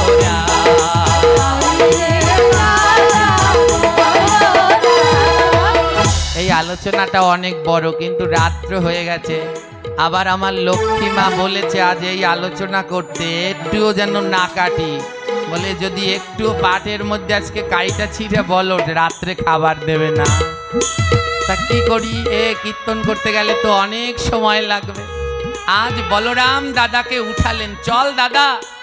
বলরাম বলে এত রাত্রে ডাকলি কেন কানাই? বলে আমার এক ভক্ত ভালো মিষ্টি বানায়, চল আমরা দুই ভাই মিলে মিষ্টি খাই। সুভদ্রাও উঠে পড়েছে, আর সুভদ্রা বলছে, ও দাদা আমাকে কি নিবি না, আমাকে কি নিবি না, আমাকে কি নিবি না, আমাকে কি নিবি না, আমি বুঝি কিছু হই নাই, আমাকে কি নিবি না। আমি কি কিছু হই না, আমাকে কি নিবি না, ও, তোমরা দুজনে মিষ্টি খেতে যাবে আর আমাকে নেবে না, আমি কি তোমাদের কিছু হই না? বলরাম বলছে, শোন বোন, আমরা তিনজনই যদি মন্দির দিয়ে চলে যাই তাহলে মন্দির দেখবে কে? তুই মন্দিরে থাক, আমরা মিষ্টি খেয়ে তোর জন্য প্যাকেটে করে নিয়ে আসবো। তুই মন্দিরে থাক। সুভদ্রা বলে, ও দাদা তাহলে একটা কাজ কর, ওই গুন্ডিচা মা তো আংটি বানিয়ে দিয়েছে, তোরা তো সব সময় এমন থাকিস, এমন তো আর হস না।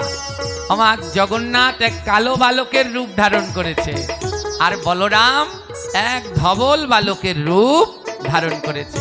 তাই সুভদ্রা বলছে, দাদা তোরা এই আংটি দুটো পরে যা।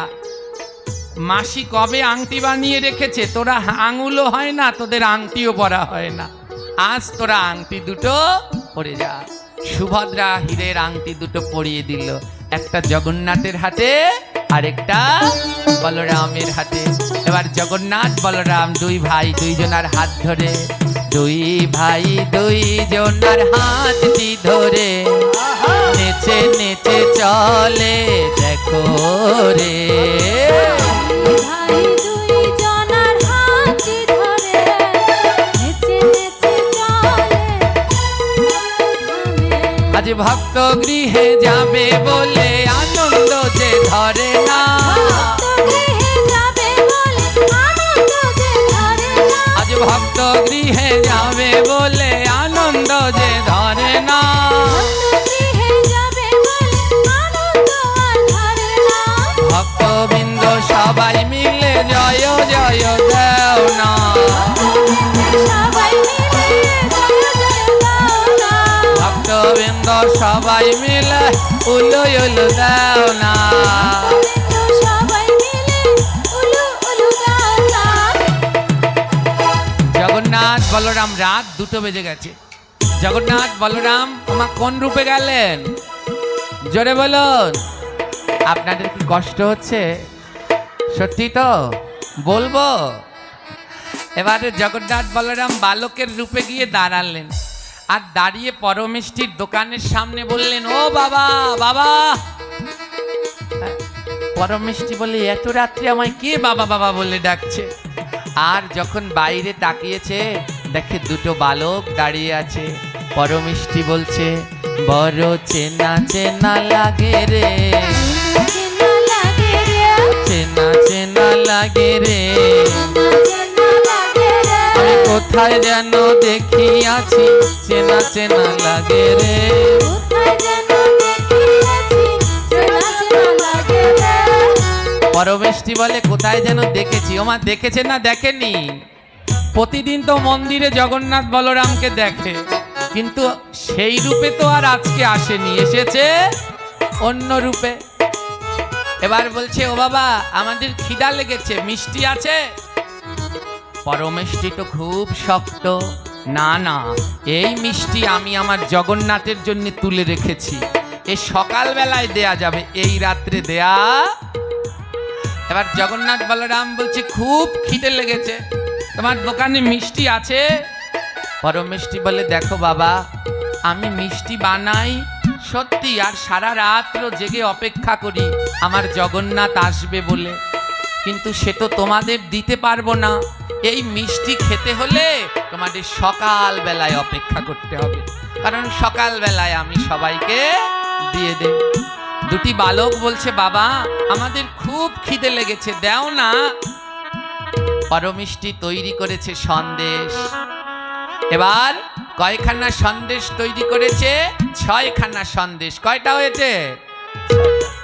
এবার পরমেষ্টি মনে মনে বলছে, হে জগন্নাথ, কত রাত অপেক্ষা করেছি, তুমি আসনি। আজ তুমি আসনি, তোমার ভক্ত এসেছে, তুমি আর তোমার ভক্ত তো আলাদা নয়, তাই ক্ষমা করে দিও, তোমার ভক্তকে আজ দিলাম। ওই 6টা সন্দেশ থেকে বলরামকে একটা দিল, জগন্নাথকে একটা দিল।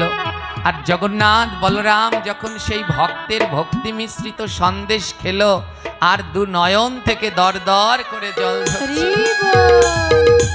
বলরাম বলছে, কানাই আমাদের কত 56 ভোগ দেয়, কিন্তু এত স্বাদ কোনো তাই নেই রে কানাই। জগন্নাথ বলছে, আমাদের কি আরেকটা সন্দেশ দেয়া যায়? পরমেষ্টি বলে, দেই, এখনো তো 4টা সন্দেশ আছে, তাহলে ওদেরকে আর একটা করে দেই। আরেকটা জগন্নাথকে দিল, বলরামকে দিল। ওমা, জগন্নাথ দুটো খেলো, বলরাম দুটো খেলো। এবারে জগন্নাথ বলল, দাদা আমার তৃষ্ণা মেটেনি, আমি আরেকটা চাই। জগন্নাথ বলল, আমাকে আরেকটা সন্দেশ দিন না। হ্যাঁ, এখন আছে আর সন্দেশ কটা? জগন্নাথ আরেকটা খেলো। বলরাম বলছে, কানাই সাবধান, বোন রয়েছে বাড়িতে, ওইটা খাস না। হ্যাঁ, তো বলছে, ওই যে সন্দেশটা, ওটা একটা পাতায় মুড়িয়ে দাও, আমাদের বোন আছে বাড়িতে। পরমেষ্টি জিজ্ঞেস করছে, তোমাদের নাম কি? তোমাদের তো আগে দেখিনি। ভক্ত কি ভগবানের কাছে আর মিথ্যে বলে? জগন্নাথ বলল, আমার নাম জগন্নাথ, আমি বলরাম, আর আমাদের বাড়িতে বোন আছে সুভদ্রা, ওর জন্যে ওই সন্দেশটা দাও। হরি বল, হরি বল।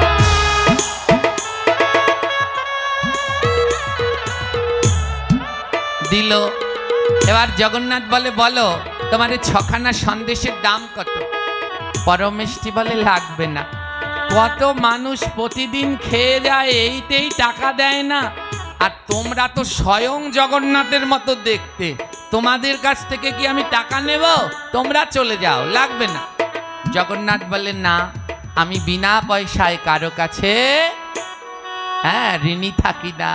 জগন্নাথ বলছে, শোনো, আমি দেনা তো থাকি না, দেনা তো থাকি না, কোনো ভক্তের কাছে আমি দেনা তো থাকি না। কোনো ভক্তের কাছে আমি দেনা তো থাকি না। আমি 16 আনা দেই, আবার 16 আনা নেই। ওই 16 আনা দেই, আবার 16 আনা নেই। আমার 16 আনা দেছে না দেয়নি? জোরে বলুন। যেদিনকে এসেছিলাম আমাদের 16 আনা দেয়নি, আবার যেদিনকে যাব 16 আনা নেবে না, নেবে না? জোরে বলুন। কে দিতে পারবে? বলে তারাই পারবে রে, তারাই পারবে রে, তারাই পারবে রে, তারাই পারবে রে, যারা 16 মালা জপ করে তারা পারবে রে। মালা জপ করে তারাই পারবে রে। এইখানে 16টা গুটি সাক্ষী মালায়, এমনি এমনি 16টা গুটি। প্রতিদিন ভক্তদের 16 মালা জপ করতে হয়। যেই ভক্ত প্রতিদিন 16 মালা জপ করবে সে বৈতরণীর ঘাটে 16 আনা জমা দিতে পারবে।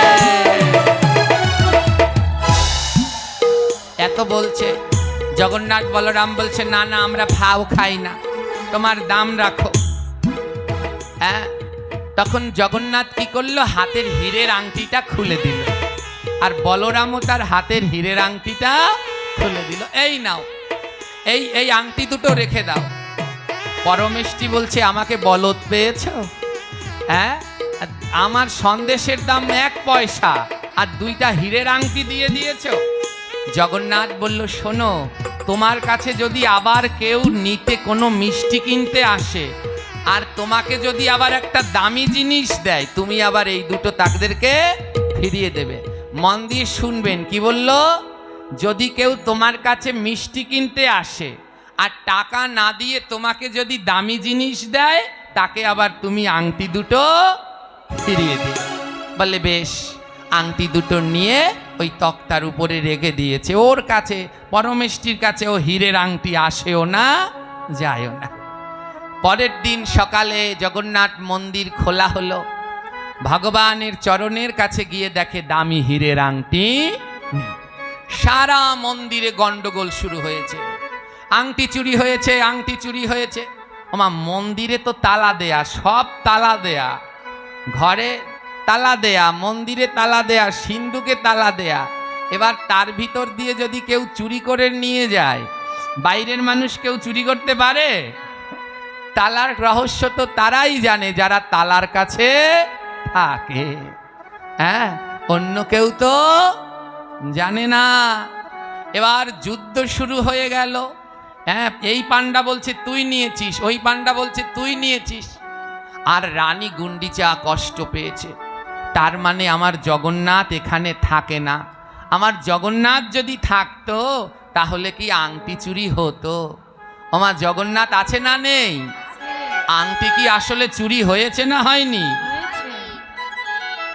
হ্যাঁ। এবার কি হলো জানেন? রানীমা মনের দুঃখে দড়ি আর কলস নিয়ে যাচ্ছে আত্মহত্যা করতে।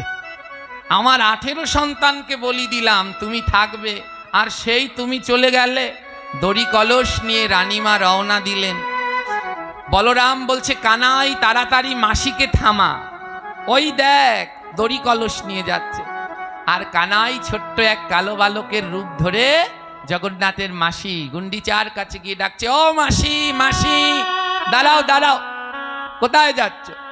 গুন্ডিচা বলছে দেখো না দড়ি কলস নিয়ে কোথায় যায়? আমি মরতে যাচ্ছি। তোমার দুঃখ কি? তুমি মরবে? আরে আমার মন্দির থেকে আংটি চুরি হয়েছে। জগন্নাথ থাকতে কেমন করে আংটি চুরি হয়?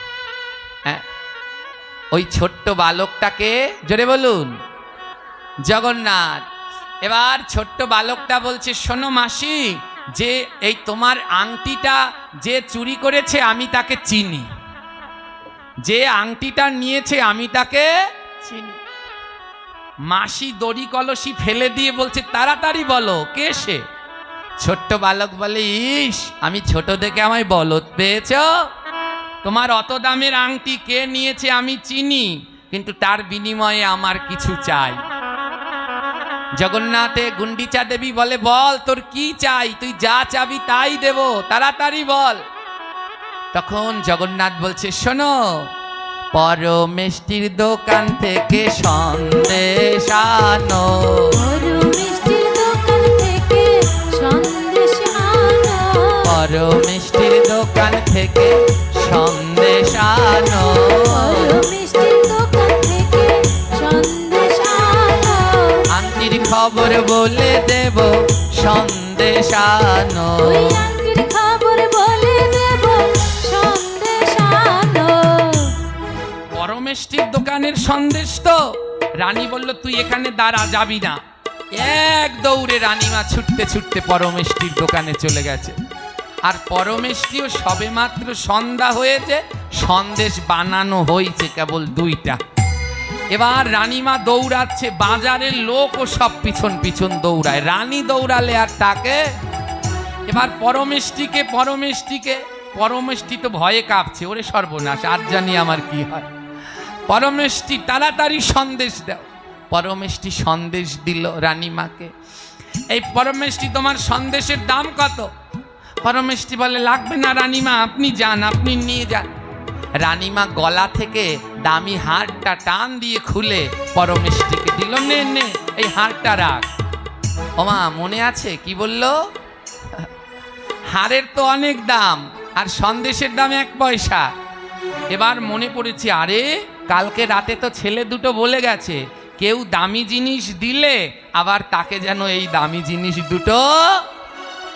হ্যাঁ, রানীমা তো সন্দেশ নিয়ে দৌড়। পরমেষ্টি বলে দাঁড়াও দাঁড়াও রানীমা, তোমার গয়নার বাকি অংশ ফেরত নিয়ে যাও। রানীমা দাঁড়িয়েছে, বলে পরে নেব, আগে ওকে ধরতে হবে। বলে না না, আমি দেনা থাকতে পারবো না। পরমেষ্টি তো সরল ভক্ত, হীরের আংটি দিল, লোভ হয়নি। হয়েছে আমাদের দিলে ওরে বাবা খুঁজেও পেতেন না। আমার একখানা হীরের আংটি দিলে আমি তো এখন চলে যেতাম কোথায় রাধারানী। হ্যাঁ, লোভ লোভ থাকলে গোবিন্দ পাওয়া কখন পাওয়া যায়? গাও গাও পুনঃ গৌরাঙ্গের গুণ সরল করিয়া মন। মন সরল না হলে গোবিন্দ পাওয়া যায় না। পরমেষ্টি বলল রানীমা আপনার বাকি অর্থ ফেরত নিন। বলে দে, তোর জ্বালায় তো আর বাঁচি না, দে দে। হাত পেতেছে আর হীরের আংটি দুটো দিয়েছে। আর হীরের আংটি দেখে তো রানীমা তাজ্জব হয়ে, আরে পরমেষ্টি তুমি এই হীরের আংটি কোথায় পেলে?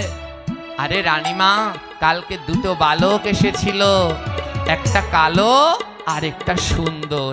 একটার নাম জগন্নাথ আর একটার নাম বলরাম। একেবারে জগন্নাথ বলরামের মতোই দেখতে। রাত্রবেলা মিষ্টি খেয়ে আমাকে আংটি দিয়ে গেছে। রানীমা পরমেষ্টির চরণ দুটো জড়িয়ে ধরেছে। ওরে পরমেষ্টি, কাল তোর দোকানে যারা এসেছিল তারা আর অন্য কেউ নয়, তারা জগতের নাথ জগন্নাথ আর বলরাম তোর দোকানে কালে মিষ্টি খেতে এসেছিল।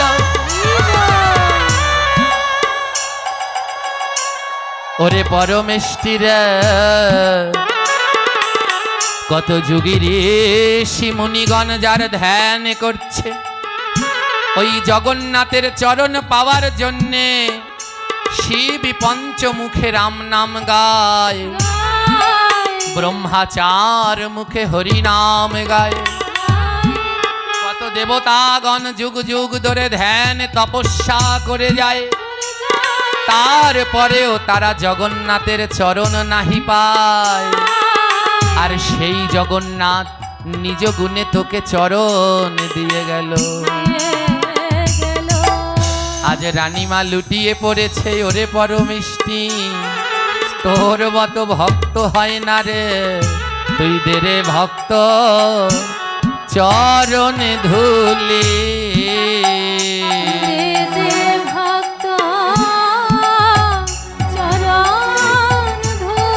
ও তুই দে রে ভক্ত চরণ ধুলি।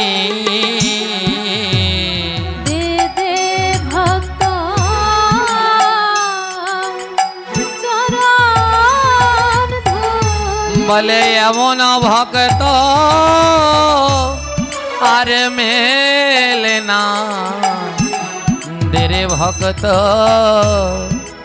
চরণ ধুলি।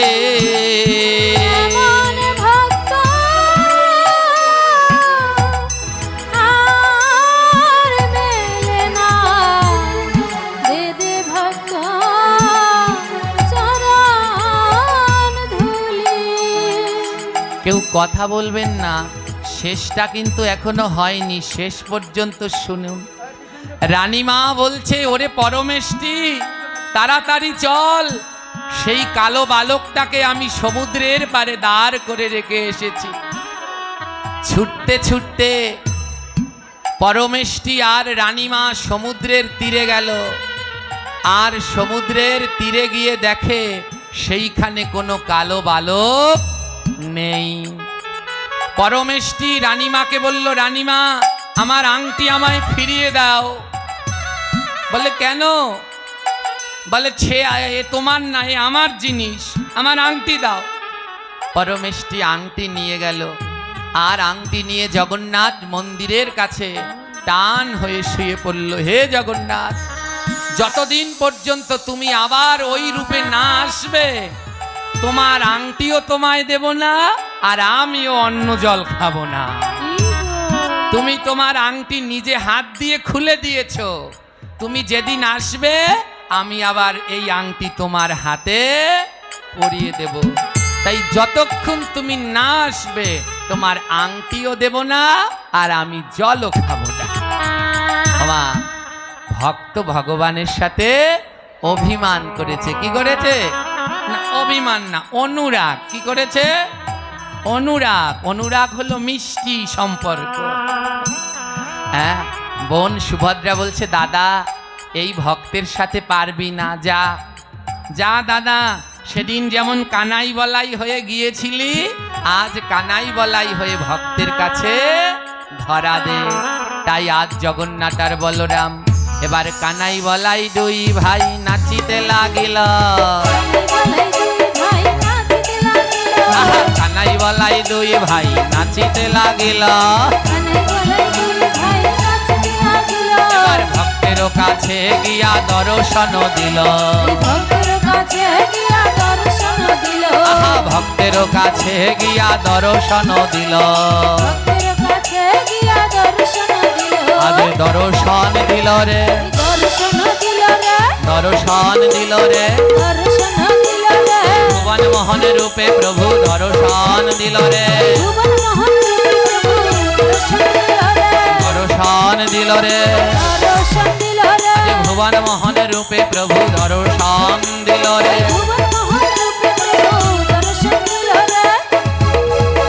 আরে প্রভু, তোমরা এসেছো, তোমাদের হাতগুলো তো খালি, হাত দাও, হাত দাও। ভক্ত নিজের হাতে আবার জগন্নাথ বলরামের হাতে আংটি পরিয়ে দিল। আর এই লীলা দেখে মহারানী গুন্ডিচার আনন্দ আর ধরে না। মহারানী গুন্ডিচা বলেছিল, যদি আমি ডাকি একদিন প্রভু আমার আংটি অবশ্যই পরবে। ওমা, কে বলেছে জগন্নাথের হাত নেই? কে বলেছে জগন্নাথের পা নেই? কে বলেছে জগন্নাথের কান নেই? যদি ডাকার মতো ডাকতে পারো, ভক্তের জন্যে ভগবান সব রূপই ধারণ করতে পারে। এবার ভক্ত আর ভগবানের মিলন হইল। বদন ভরিয়া সবাই হরি হরি বল, হরি হরি বল রে, রাধে রাধে বল রে, জয় জগন্নাথ জয় জগন্নাথ জয় জগন্নাথ বল রে, জয় রাধে জয় রাধে জয় রাধে জয় রাধে জয় রাধে।